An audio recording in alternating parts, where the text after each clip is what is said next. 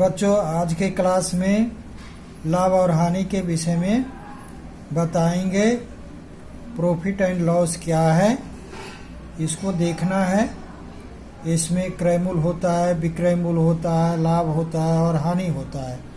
तो सबसे पहले हम देखते हैं कि क्रय मूल्य क्या है। क्रय मूल्य किसको कहते हैं? किसी वस्तु को जिस मूल्य पर खरीदा जाता है वह मूल्य क्रय मूल्य कहलाता है। विक्रय मूल्य पर आइए, तो विक्रय मूल्य सेलिंग प्राइस, किसी वस्तु को जिस मूल्य पर बेचा जाता है वह मूल्य विक्रय मूल्य कहलाता है। उसी प्रकार से आइए लाभ में, तो लाभ अगर किसी विक्रय मूल्य क्रय मूल्य से अधिक हो तो उन दोनों के बीच के अंतर को हम लाभ कहते हैं। हानि उसी तरह से आइए, अगर विक्रय मूल्य क्रय मूल्य से कम हो तो उन दोनों के बीच के अंतर हानि कहलाता है। अब इसमें कुछ महत्वपूर्ण सूत्र है। लाभ बराबर क्या होता है? तो लाभ बराबर विक्रय मूल्य माइनस क्रय मूल्य। हानि का क्या होता है? हानि बराबर क्रय मूल्य माइनस विक्रय मूल्य। क्रय मूल्य बराबर विक्रय मूल्य माइनस लाभ। क्रय मूल्य बराबर विक्रय मूल्य प्लस हानि। जब हानि होता है तो लाभ प्रतिशत बराबर क्या होता है? लाभ गुने 100 बटा क्रय मूल्य। ये कुछ सूत्र हैं। आइए अब हम लाभ और हानि प्रॉफिट एंड लॉस का प्रश्न हल करते हैं। एक व्यक्ति किसी वस्तु को 120 रुपया में खरीद कर 150 रुपया में बेचता है तो प्रतिशत लाभ क्या होगा? तो इसमें दिया हुआ है 120 हमारा क्या है और 150 क्या है। इस चीज को पहले समझना है, इस दोनों अंक को समझना है। 120 रुपया है क्रय मूल्य, क्रय मूल्य बराबर 120 रुपया। 120 रुपया। विक्रय मूल्य दिया हुआ है मेरा 50 रुपया। विक्रय मूल्य बराबर 150 रुपया है। तो इसमें लाभ हो रहा है कि हानि हो रहा है, ये चीज निकालना है। लाभ है या हानि है। तो यहाँ पर हम देख रहे हैं कि 120 रुपया में खरीदे, 150 रुपये में बेच दिए, तो यहाँ पर मुझे लाभ हो रहा है।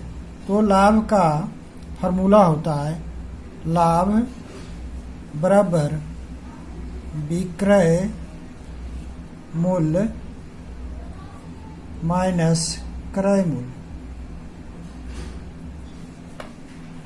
विक्रय मूल्य दिया हुआ है 150, क्रय मूल्य दिया हुआ है 120, बराबर लाभ कितना हुआ? तो 30 रुपया। 30 रुपया का लाभ हुआ। लेकिन हमारा ये प्रश्न अभी अधूरा है। इसमें दिया हुआ है कि प्रतिशत लाभ क्या होगा। तो इसकी एक फॉर्मूला होता है प्रतिशत लाभ बराबर प्रतिशत लाभ प्रतिशत बराबर लाभ गुने 100 बटा क्रय मूल्य। अब लाभ जितना हो रहा है वो लिखेंगे। तो यहाँ 30 रुपया लाभ है तो 30 हम लिखते हैं। अब गुने 100 दिया हुआ है, 100 में लिख दिया।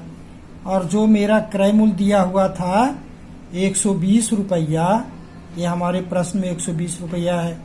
120 रुपया दिया हुआ था वो मैं 120 रुपया यहाँ पर लिख दिया। अब जो कटता है उसको हम काटते हैं। 1 जीरो कट गया। अब मुझे यहाँ 12 बच रहा है, ऊपर 30 बच रहा है, तो हम 6 से काटते हैं तो 6 दूनी 12 हो गया। और 6 से काटते हैं 6 पंजा 30 हो गया, यानी 5 हो गया। अब इसको हम 2 से काटते थे, 5 दूनी 10 यानी 5 हो गया, बराबर 25% लाभ हुआ। ये हमारा आंसर बना। आइए अब हम इस पर दूसरा प्रश्न देखते हैं। एक व्यक्ति किसी वस्तु 200 रुपया में खरीद कर 170 रुपया में बेचता है तो प्रतिशत हानि क्या होगी? अब इसके विषय में हम जानते हैं कि हमारा 200 रुपया क्या है, क्रय मूल्य है या विक्रय मूल्य है। 170 रुपया दिया हुआ है, ये क्या चीज़ है? तो सबसे पहले यहाँ हम देखते हैं। तो हाँ, यहाँ लिखता है कि एक व्यक्ति किसी वस्तु को 200 रुपया में खरीदना माने क्रय मूल्य हो गया, खरीद कर 170 रुपया में बेचता है, विक्रय मूल्य 170 रुपया हो गया। तो यहाँ पर हम लिखते हैं क्रय मूल्य बराबर 200 रुपया, विक्रय मूल्य बराबर 170 रुपया। तो यहाँ देखना है लाभ हो रहा है या हानि हो रहा है। तो ये 200 रुपया में खरीदा, 170 रुपया में बेचता, तो कोई भी व्यक्ति इसको बता सकता है।